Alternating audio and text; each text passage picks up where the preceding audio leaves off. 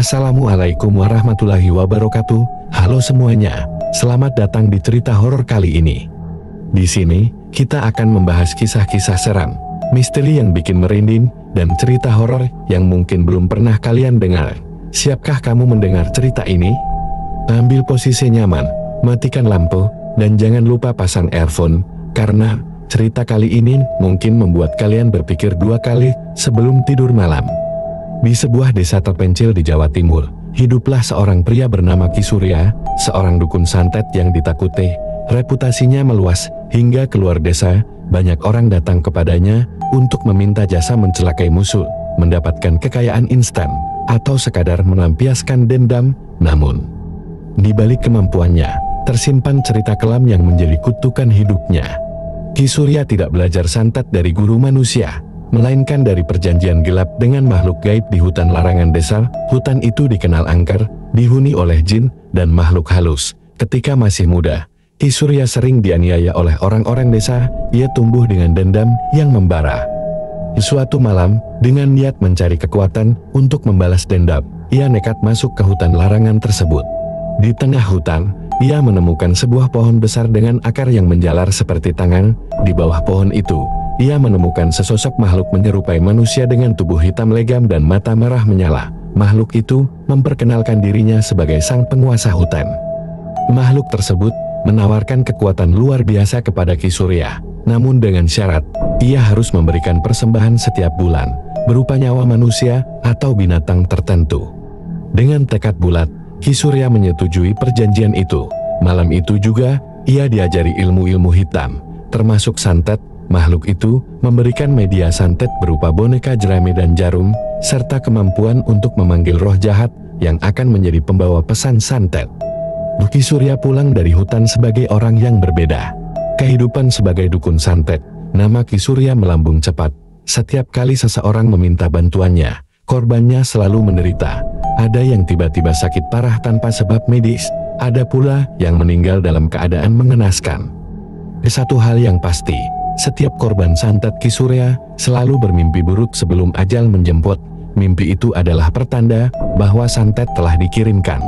Namun, kehidupan Ki Surya tidak pernah tenang. Makhluk gaib yang membantunya selalu menuntut persembahan. Jika ia terlambat memberikan korban, makhluk itu akan mengganggu keluarganya. Istri dan anaknya sering mengalami kejadian aneh, seperti suara langkah kaki di tengah malam, pintu yang terbuka sendiri, hingga penampakan sosok tinggi besar di halaman rumah.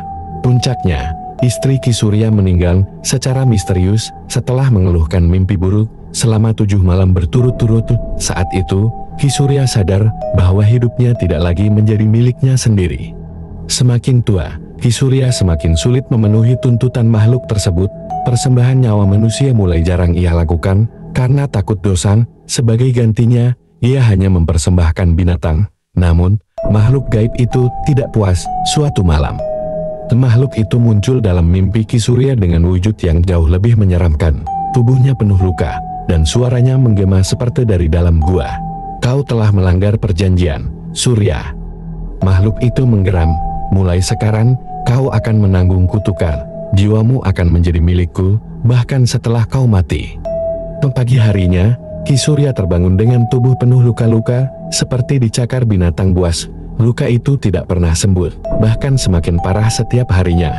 Warga desa mulai menjauhinya, menganggapnya sebagai pembawa sial. Pada suatu malam yang kelam, saat hujan deras mengguyur desa, Ki Surya ditemukan tewas di rumahnya dalam keadaan mengenaskan. Tubuhnya membusuk seperti mayat yang telah lama mati. Meskipun ia baru saja meninggal, anehnya, wajahnya menyiratkan ketakutan yang luar biasa. Di dinding rumahnya terdapat tulisan dalam bahasa Jawa kuno yang artinya, "Dia milikku selamanya." Setelah kematian Ki Surya, banyak warga desa yang mengaku melihat sosoknya berkeliaran di sekitar rumahnya. Sosok itu sering terdengar menangis atau tertawa dengan suara mengerikan. Beberapa orang yang mencoba masuk ke rumah itu untuk mengambil barang-barang peninggalannya mengalami nasib buruk. Ada yang jatuh sakit, ada pula yang hilang akal. Hingga kini, rumah Ki Surya tetap kosong, tidak ada yang berani tinggal di sana. Warga desa percaya bahwa arwah Ki Surya tidak pernah tenang karena perjanjian gelapnya dengan makhluk gaib. Mereka percaya bahwa cerita ini adalah peringatan untuk tidak bermain-main dengan ilmu hitam. Dot legenda Ki Surya menjadi pengingat bahwa setiap perjanjian dengan makhluk gaib selalu memiliki harga yang harus dibayar, bahkan hingga akhir hayat. Dan itulah akhir dari kisah malam ini, sebuah cerita yang mengingatkan kita bahwa tidak semua misteri harus dipecahkan, dan tidak semua kegelapan harus dilihat lebih dekat. Apakah kamu berani mendengar kisah berikutnya? Terima kasih sudah menonton. Jangan lupa untuk like, subscribe, dan nyalakan lonceng notifikasi agar kamu tidak ketinggalan cerita-cerita seram berikutnya. Sampai jumpa di cerita berikutnya. Tetap waspada, karena mungkin saja sesuatu sedang memperhatikanmu.